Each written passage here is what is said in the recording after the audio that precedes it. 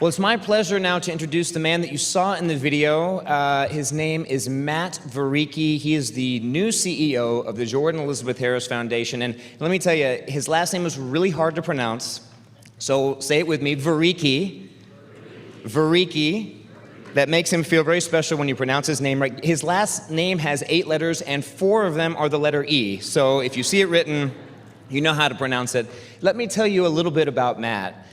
His work experience includes educational administration leadership at the superintendent level for Catholic Charities in the Diocese of Dallas, which is comprised of over 15,000 students across 40 different schools. Matt has also taught at the University of Oklahoma and the University of Dallas and has served on a number of boards of nonprofits in the DFW area. So trust me, he is qualified.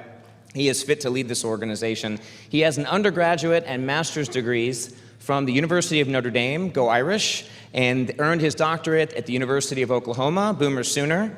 He is thrilled to be a part of the great work being done at the Jordan Elizabeth Harris Foundation and is so excited to bring him on board to bring hope to those in need. So ladies and gentlemen, please help me welcoming the new CEO of the Jordan Elizabeth Harris Foundation, Matt Vereecke.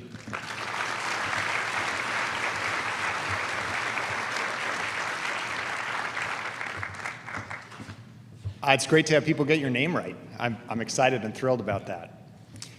What do you think of when you think of the biggest organism alive? Do you think of whales, elephants, maybe some sea creature that you haven't thought of?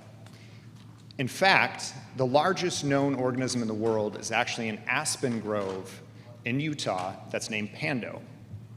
As it turns out, aspens are social trees.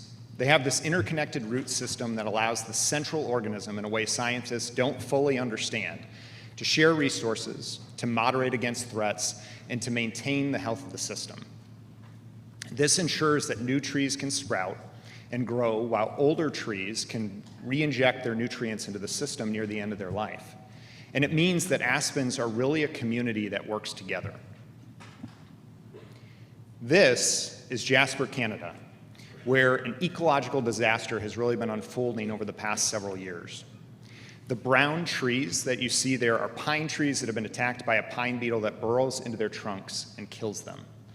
Thousands upon thousands of these trees are affected, and if you look at this picture, you may see little glimpses of green among the pines, and you'd be forgiven for thinking that those are pine trees that got lucky or were extra hardy or in some other way were just spared. The truth is that those green specks are not accidents. The green specks amid this dying forest are aspen trees. You see, the trees in this area actually have a natural defense against the pine beetle. When they're attacked, they can let other trees know how to prepare their defenses by releasing pheromones into the air. And for the pine trees, it takes about 5 days to ramp up the production to warn the other trees. The problem is that the pine beetle kills them in 3. The aspens don't have this issue.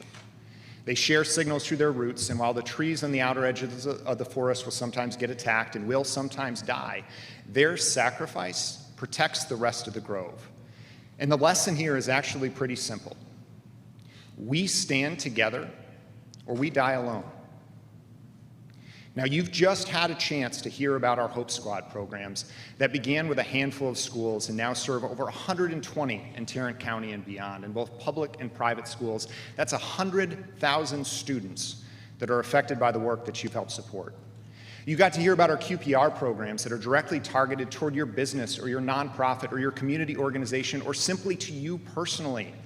And we would always invite you to connect on those things. And since 2017, the Jordan Elizabeth Harris Foundation has trained almost 22,000 people to recognize the warning signs of suicide, to offer hope to people in crisis, and to help save a life through these very critical programs.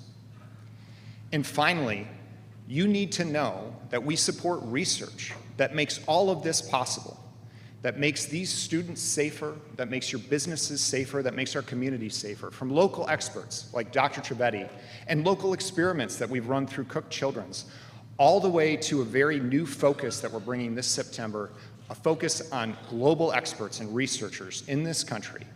We're bringing together the top 20 people who are looking at suicidology right to Fort Worth to talk about how we can serve a community and how we can ultimately serve each other. This is how we serve our community. This is how we serve each of you. We stand together or we die alone. We stand with you. And now you're standing with us.